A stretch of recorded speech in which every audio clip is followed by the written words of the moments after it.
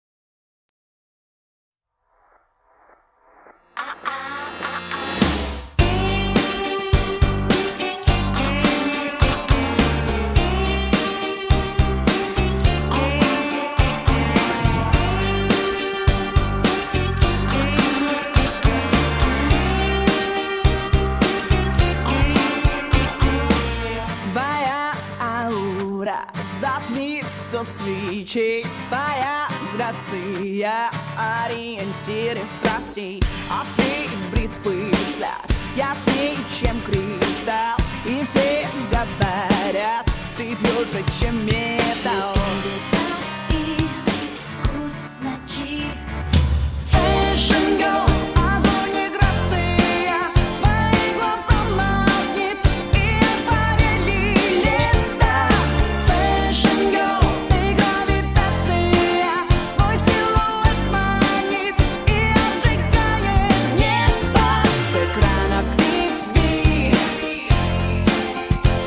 Транслируют сны, модели любви.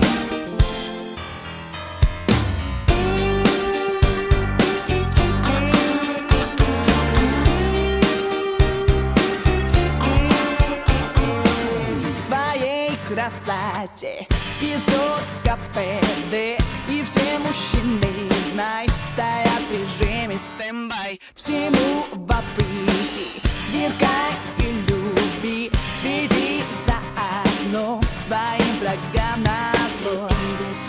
И вкус ночи. Fashion girl.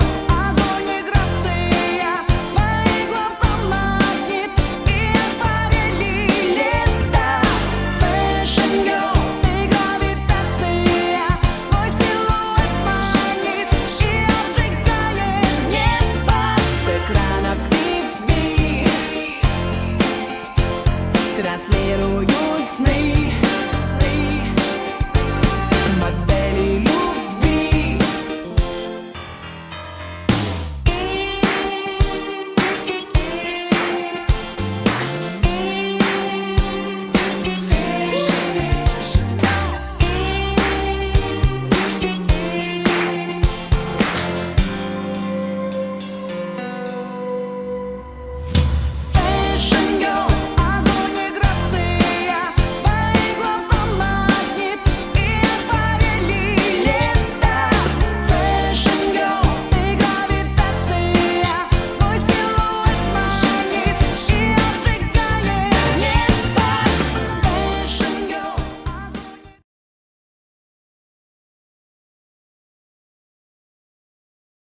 Greetings, cartoon and football fans, and especially fans of literary fiction.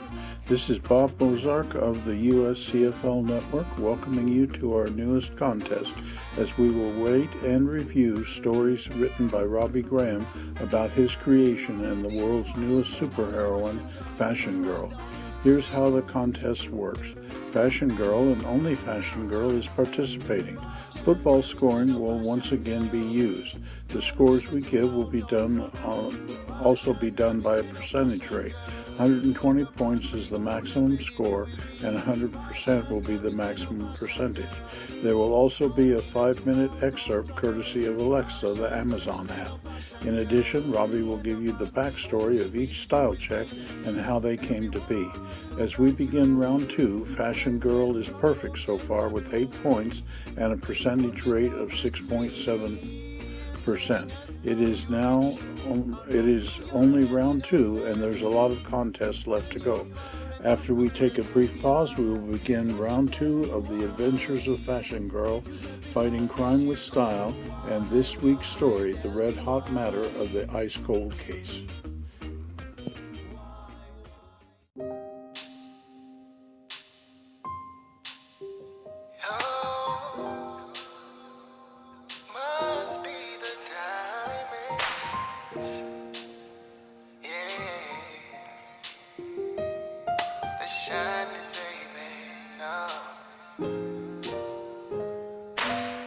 Girl, you wine fine. Your body getting better with time. Not your average 1 through 9. One of a kind, beauty divine. You're always running through my mind. Think it's time to tell you the truth. I know what it is. I know what you do. Yeah, yeah. You know what it is. You know I'm the truth. Fashion girl of designer. Her heart was made in China. She only wants the finer things. Any gold to diamond rings. Anything that shines and blings. And I know at times it seems like I can't help it. Damn, I wanna. I'm so selfish. The Red Hot Matter of the Ice Cold Case, Chapter 1. The next story is about Chanel, one of the style chicks. She was born as Charlotte Dubois in medieval France to poor parents. However, as a young lady, her beauty attracted the eye of King Louis XIII. Unfortunately, because of her common origins, the people of France opposed the marriage, and a mob attacked Charlotte when she traveled to Paris for her betrothal to the king. To make matters worse, an evil witch cast a spell on her corpse, transforming her into a vampire. She spent the next 25 years as a victim of her bloodlust, killing hundreds, and was known as the Terror of Paris. Finally, she was captured and buried in an unmarked grave where she spent the next 165 years. Then, in 1885, she was dug up by archaeologists digging for fossils. She transformed into a bat and hid on a ship bound for South Africa.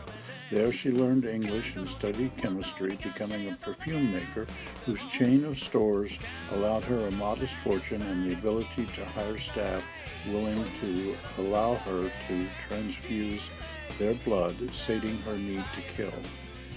Chapter 2. Fashion Girl sends Zara on missions around the world to recruit other style chicks. In South Africa, Zara meets with Charlotte and invites her to join the style chicks. Charlotte explains about her vampiric nature and how she has used her ability to become a supernatural crime fighter. Charlotte travels to the United States to meet with Fashion Girl, who renames her Chanel.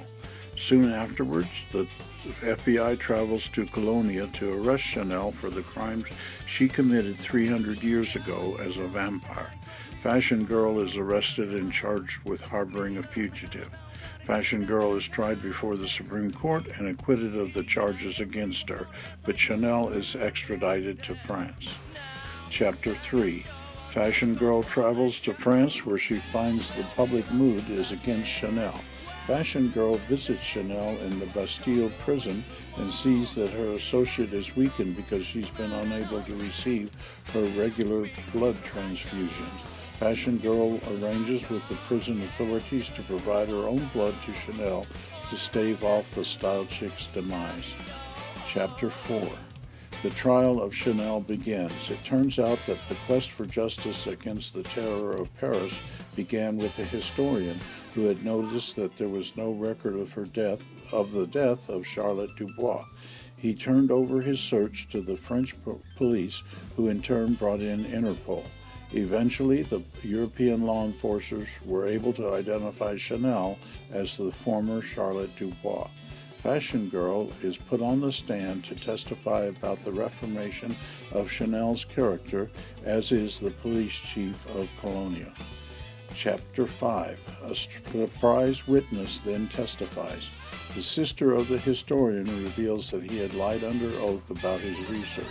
He hoped to claim a royal reward that had grown for years for the evidence of the fate of Charlotte. Furthermore, it was his ancestor who was the witch who had cursed Charlotte with vampirism.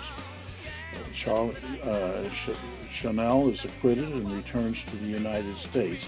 However, her imprisonment had interfered with her transfusion, and she succumbs to the effects.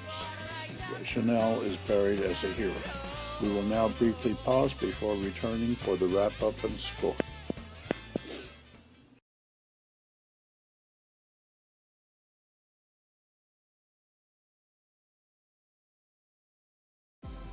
Before LeBlanc was hauled off to jail, Chanel asked the bailiff to wait because she had something to say.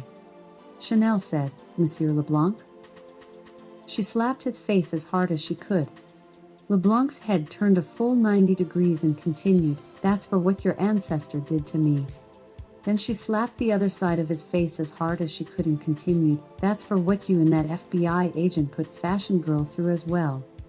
It's too bad I don't bite people anymore, for you do look mighty tasty to me." Chanel made her fangs protrude and continued, "I hope you get the same hospitality the Bastille gave me. I hope they'll use the guillotine on you, and then you will truly know the wrath of Chanel, dominatrix of the dark. Officers, get this man out of my sight." Fashion Girl Giselle and the defense attorney all witnessed this, and Fashion Girl said, "For a moment there, I thought you were going to bite him." Giselle added, "I wish you had Mademoiselle Dubois. I mean Chanel, he's going to get what's coming to him, and it won't be 3 billion euros, that's for sure." Chanel replied, "Relax ladies, I wasn't going to bite him, I just wanted to put the fear of God into him, that's all." The defense attorney noticed a puddle on the floor and said, "I think you did a good job of that too, he peed his pants." Fashion Girl asked, "Giselle, what made you come forward like that, I mean turning on your brother like you did?" Giselle answered, "What my ancestor did was cruel and heinous. Chanel didn't deserve what she got, and my conscience was bothering me something terrible. My ancestors' actions never were known by others, but it's been in our family history for centuries, and I didn't want Chanel to go to prison for something she really wasn't responsible for." Fashion Girl said, "I understand, and it's a brave thing you did there." Giselle replied, "Not brave, Fashion Girl, but right as far as justice was concerned." Fashion Girl asked, "Is there any way that spell could be reversed?" Giselle answered, "I'm sorry, Fashion Girl, my ancestor didn't have a spell to reverse what she did, so I hate to say that even though Chanel is free, she's still cursed for all eternity." Chanel said, "I will never rest in peace then, I'll just keep living and living. I may be the last human on earth in time. It's a terrible fate." Chanel began to cry. Fashion Girl and Giselle both hugged to try to comfort her. Fashion Girl said, "Don't cry, Chanel, if it's any comfort to you, you won't spend eternity locked away in a French jail cell." Chanel replied, "Sorry, mon ami, it doesn't comfort me at all." Fashion Girl said, "If there is a way that you can finally rest in peace, we'll find it." Chanel replied, "I hope so. I deserve to be at peace." Fashion Girl said, "I couldn't agree more. Now let's cheer up, we have a reason to celebrate." Chanel replied, "Merci, but I just want to go home with you and my friends." Giselle said, "I wish you the best, Chanel, you're not bad for a vampire." Chanel replied, "God bless you for what you did today. Live a long and happy life." Fashion Girl and Chanel hailed a cab to take them to the airport, where the plane chartered by the FBI was waiting to take them back to the States. When the plane arrived back in Colonia, Chanel was embraced with a hero's welcome, and the mayor gave her the key to the city. Now that everyone knew Chanel's dark secret, she realized that this 300-year nightmare must end. More than a month passed. Chanel locked herself in her room. Fashion Girl and the others heard her talking on the phone, but they couldn't make out what she was saying. One day, Chanel came out looking weak and very frail. She discovered in Paris the reversal for the spell. By purposely starving herself of blood, she could finally die in peace. Chanel was coughing and choking as she said, "Fashion girl, I know I've been in my room for weeks, but I had a reason to be. I've been on the phone with my company, my house staff, and everyone I know in South Africa that I am going to die." Fashion girl replied, "No, Chanel, let's get you to the hospital for an emergency transfusion." Chanel said, "No. I learned in Paris the reversal of that spell. I'm weeks overdue for my monthly transfusion, and I'm doing it on purpose. I want to be finally at peace." The coughing and choking got worse. Fashion girl replied, "I understand, Chanel. I just want you to know that in a way I'm happy for you, but you will be missed." Chanel gave Fashion girl one last hug and said, gasping for air, "If I had to spend eternity walking the earth, I'm glad I spent my final years with you and the others. God bless you, Fashion girl and the style chicks forever." Chanel collapsed in Fashion girl's arms and was later pronounced dead by paramedics. Fashion girl and the others began to cry as the paramedics took Chanel away in an ambulance. Godiva asked, "Why would Chanel do a selfish thing by dying on us?" "Why?" Fashion girl answered, "No, Godiva, keeping her alive would have been selfish to us. Chanel didn't deserve to die the way she did, but she more than deserves a proper funeral. And that's what I'm going to give her." And now for Tiffany's backstory. Tiffany was born Lisa Mobley in 1991 in Atlanta, where the original Fashion girl initially set up shop. She was orphaned as a small child and was shuffled from one foster home to another. Even in her younger days, she was a sassy, sarcastic spitfire. She attended the same school at high school as the original Tiffany, Brenda Adams Green. Lisa learned of Brenda's legacy and how the style chick battle cry, "Let's do it to it," originated. Lisa grew up to become a sexy, sassy, sarcastic spitfire and took up with a fast crowd by drag racing on the streets of Atlanta and looked the part doing it. She was even most likely to get pregnant in her senior yearbook because her senior class thought she was an easy score because of her provocative clothing. By her early 20s, Tiffany became a professional drag racer on the National Hot Rod Association circuit, winning many races and titles. Fashion girl went solo for the first 4 years before she met Lisa. Just like what her mother did, Fashion girl invited Lisa and she joined Fashion girl's cause to become the new Tiffany.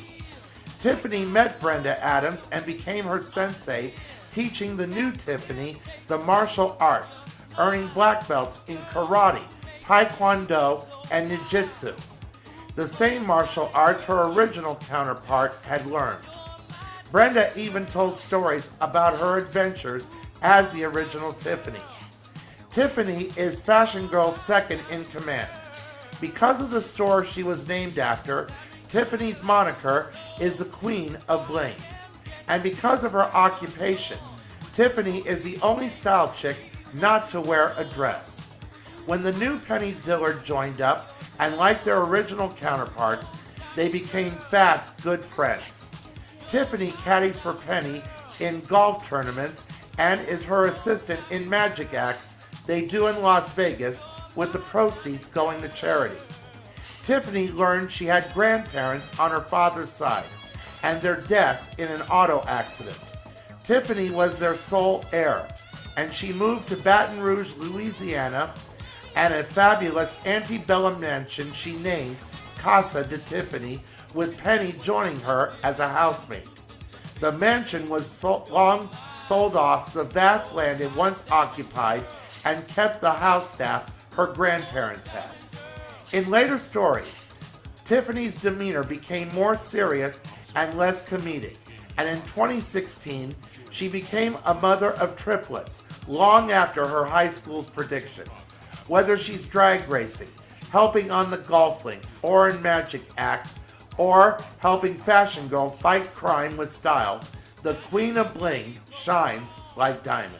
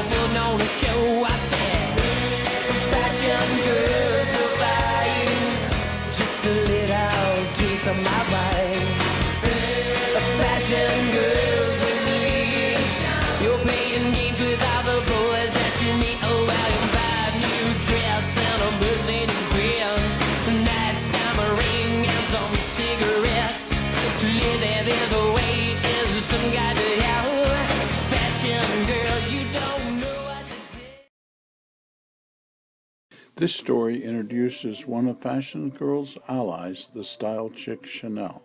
She had to overcome her own instincts to reform her character.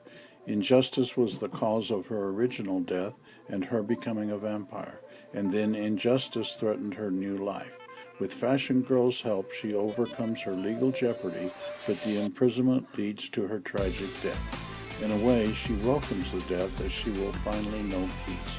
This story travels the globe from France to South Africa to the United States, and then back to France.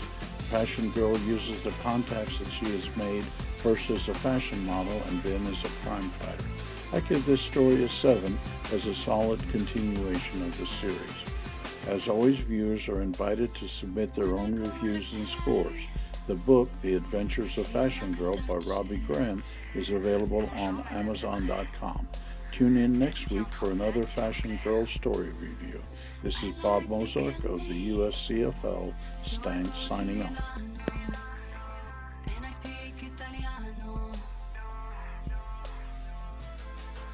Questo profumo, il odore così bene.